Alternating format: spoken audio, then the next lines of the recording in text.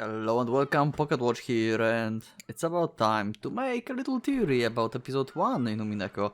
So yeah, this is going to be just like very short video because I want to present like my thoughts about purely episode 1. I have a little bit like blessing from my Discord basically. They said I have something right there, but they wouldn't tell me what or how much, so everything might be wrong beside one thing. I don't know, but I want to use this like my baseline basically for everything else, and I will just like delete and add stuff to this and make sense out of like Umineko later on when I have time. Also, it won't include like ending, the last letter and stuff. I just want to like use it as like pure mystery of murder cases, like what went down, how like what events happened and who did it basically. And I want to like separate this from episode 2 and episode 3. Just imagine that just in episode 1 entered the world, episode 2, 3, 4 doesn't exist, and I have to work only with this, okay? So magic don't exist, red don't exist, and I can just treat it just like a murder case in dimension. And I a little bit cheated by adding for my benefit few things from episode 2, but you will see this like in a second. So I will show you in a second, and I will tell you what I thought, and like you will see like my rough notes and everything. So it will be kinda quick. I may change few things during talking, so because I had probably some thoughts about this later on. Anyway, I want to like keep it short and just present what I had prepared from like I was working on this like on two days basically when I had 3 days from work, and that was pretty fun. Anyway, let's go. Okay, we are here, and these are my like rough notes when I was like working on it. It's not necessarily everything that I didn't delete it. Some of the stuff is not like applied to the theory, I think. I will see. Anyway, this theory is about Rosa being a main culprit. In the chapter 1 at least. I will see if she fits into other chapters when I will like try to figure out the other chapters. But what I think Rosa is the culprit, and it's because of Maria in the episode 2. We remember like in the episode 2, I don't know if it's here. Yeah, there it is. Maria calls Rosa bad witch when she's violent. Maria deceived with good witch Beatrice. So basically, in the episode 2, we remember how this is the kind of cheating I said. Like, I would use episode 2 to my benefit. When Rosa got a temper and tried to like beat Maria, basically, Maria was like that you are bad witch, and then like bad witch is gone and stuff. That's why she believes in witches and everything, right? So it shouldn't be impossible for Rosa to deceive Maria and say her that she's actually possessed by another witch, which is a good witch, Beatrice. And also we can see similarities, like she have like similar hair and also the haircut, like Beatrice in the painting. And since we don't have like magic or anything in this world, obviously, because this is episode 1, then this is just a legend. And Maria can just imagine that she's actually possessed by the spirit of Beatrice from the legend, right? So that's why Maria basically believes in Beatrice and trying to help her. That's like my baseline. She also knows occults. She can like make symbols on those. What the hell I have here? Oh, this is about like how Rosa would like probably Rosa or someone else will go into it. Wrote this like every symbol on the doors, closed rooms, and etc. And she had to know how to do this, and she could knew that from Maria notebook basically. So there's that. Also, we don't want to like suspect Eva, because Eva in the episode 2, I think it was episode 2 or episode 3. I I don't know where, but she said like if she would do that, she wouldn't do this in like flashy way because it would like cast suspicious on her and everything. So yeah, this is like my baseline. Like Maria and Rosa are like the first like two suspicious persons. So let's go. Let's see what I have here. Like a second. So in the first case, we have a few people dead, and like Nanjo helps, Rosa is alive. So basically for me, Nanjo is the alibi boy. I think that Nanjo is so deep into this. I don't know motive. That's like very important for this. I don't know motive for these murders. If motive is just the money to get, that Rosa want to money, then this is very weak motive for me to murder everyone else. So I think there's something else. Also, like other people helping her, what is there for them as well? So I don't know. But let's go through the cases and how I think. Like, Maria was surprised here in the episode 1 because she heard that Mama is dead, and she's questioning. So maybe this is not as planned. We remember that Natsuki survived, and maybe Natsuki was supposed to die there, and Maria is like surprised that Mama basically Rosa is dead. So she's playing that. Nanjo is helping. Maria also don't care about Rosa death because she knows the truth probably that she's behind everything, and maybe she like plays with Rosa. Maybe Maria. Maybe she just tell her that they are not murders. They are just like I don't know, putting them to sleep or something. And yeah, smashed faces might be like makeup cover or something like that. So like from outside they look like smashed faces and dead. But yeah, and basically at this point I thought like Kraus is dead, Shannon is dead, and Goda is dead. Rosa is not dead, Genji was not dead, and Nanjo was not dead obviously and was helping. These notes are sometimes hard like to remember. I have like order of events and this is kinda easier. But we'll go to this in a second. Okay, sorry, I'm back. So, second case. I mean, maybe before second case. Genji went to call the police, right? And then he came back and went with Natsuki to Kinzo's room, and Kinzo was missing. So it's possible that Genji took him out from the room while calling the police. So that's why they didn't saw Kinzo, and they thought like he escaped the room. He left the room for some reason. And then obviously Eva and Hideyoshi died. I don't think I have it here, but yeah, probably I have this like later on. But anyway, yeah, this is like in the boiler room. I will talk about Hideyoshi and Eva in a second. I just like going through the notes right now. At this point, like in case of murder in the boiler room, I started to suspect something else, because Kan was found with a stick next to him, and he pulled it out because he pulled it out. We have to hear a quote, and we know that Nanjo is in this, right? Because in other way it was like impossible for other people be alive basically, and it was faked thanks to Nanjo once again, because Kan was never found with stick inside him, and Nanjo took care of him later on. So this wound could be just some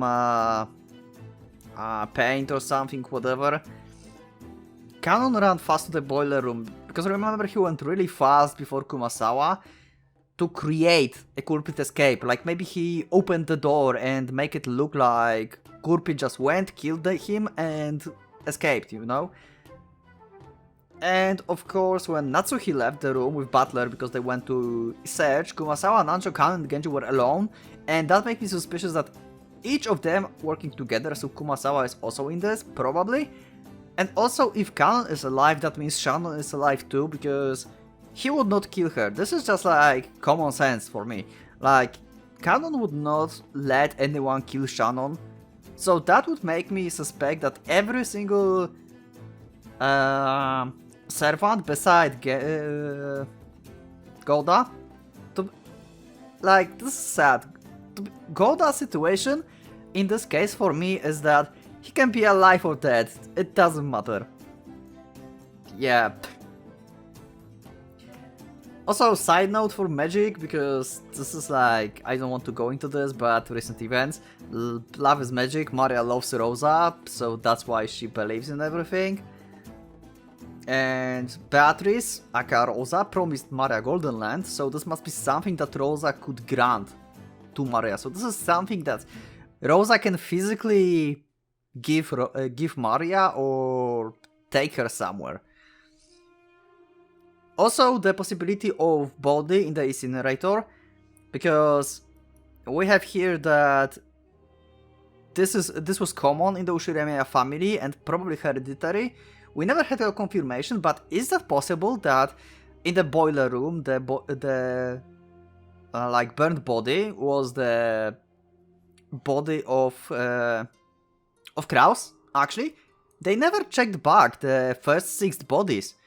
Maybe Kraus have actually 6 toes, which is like hereditary. It was never mentioned by Natsuki, maybe she didn't want to mention it. And she knew that he was dead in the first Twilight, so she didn't bother to like tell that. And I think that it's possible that it could be body of Kraus, and Kinzo might be alive. Might be. Okay, let's go to the next one. Yeah, so about last, it's like Maria put the last letter, entirely possible. Nanjo, Genji can fake, because obviously they died and they're in this together. And Kumasawa too is faking, or they actually killed her. This is just random stuff about episode 3, don't worry about this. I just draw it like randomly, like sometime. It does not mean anything. So, this is the timeline, basically, I drew of the, like, events in the chapter 1. So, basically, Rosa Beatrice gave letter and umbrella to Maria. From what they have umbrella? I think, like, they must have umbrellas, right? The servants must have umbrellas in the mansion. Either in, like, the servant room or whatever, they must have some umbrellas for guests or anything. So, since they are helping, then it's very easy for Rosa to get the umbrella. So, she can give her an umbrella to Maria. Maria believes this is the Beatrice. So, then we have first murder. It's basically 4 people against 3 people, and Golda killing Golda alone, or he's in this. It doesn't really matter because he can be killed in the kitchen or something, for example. Basically, we have Rosa, Genji, Shannon, and Canon killing 3 people. This is already the advantage. Oh, and we have, and it can't be Nanjo because Nanjo is in another group. Yeah, I have like groups of people here as well, like how they will like these like proportions of them. Eva and Hiroshi went to like their room, of course, before midnight. Then, what happened then is the second case. So, probably, what I think, I don't know what was going on with Kumasawa back then, so I put her like this. Genji went to call the police and probably killed Kinzo, but as my like side theory, he might be alive because the burnt body might be Kraus. But basically, Rosa, Shannon, and Canon entered the room with Eva and Hideyoshi. They could like just knock. They could just like, because at this point, Canon was still alive. So Canon would just knock and enter as a servant, basically, right? He could just kill them, or Shan could just follow him and just kill them. And I want to like apply devil's proof here because I have no idea how that could happen. I don't have knowledge about the tools that could be used for that, but somehow after killing Eva and Hideyoshi they replaced basically the chain on the door. Like they went outside and replaced the chain. Maybe they like secured the chain. There was a lot of time actually because they like other people never went there. Maybe they like take some tools to take the door out after murder, put the chain back, and from outside they just attached the door again. So that looks like the door is basically closed. Yeah. Next one. There's a question that possible that Kumasawa is in this because this is the boiler room situation. Maybe because there was a body in the incinerator, Kinzo or Kraus, and probably Canon couldn't do this alone very fast, and he rushed really fast there because others suspected that, I think. I don't remember, but yeah, they anyway had to put the body inside, but Canon is small, right? So he couldn't do this alone probably, very efficiently. And he needs preparations as well to like everyone else being bamboozled by everything. So he needed help for dumping bodies, so probably Kumasawa is in this and help him basically. Of course, our boy Nanjo helped Canon faking his death because he took him and tried to take care of him, and then said that he didn't make it. That's entirely like, this is like very suspicious death. They never found him with the stake inside of him, just like lying next to him. Okay, next we have the scene after the last death. Like these three are all fake deaths, because if they're all together and Maria knows that Beato or Beatrice or Rosa is in this, she just gave her instruction to just sing and stuff, and they will just like perform something.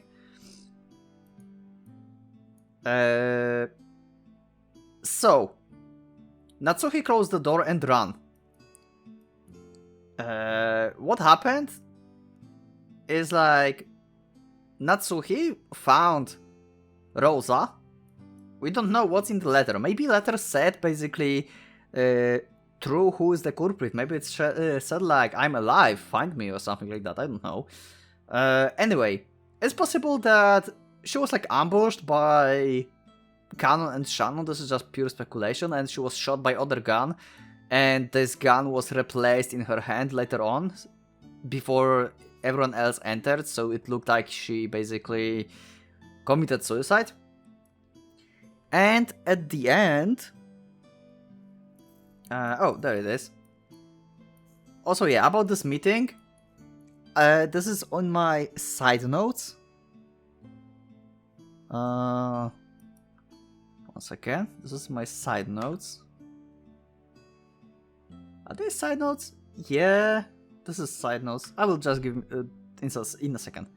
So, in the end game, what happened like after everything? Who could be alive? These people are dead or alive.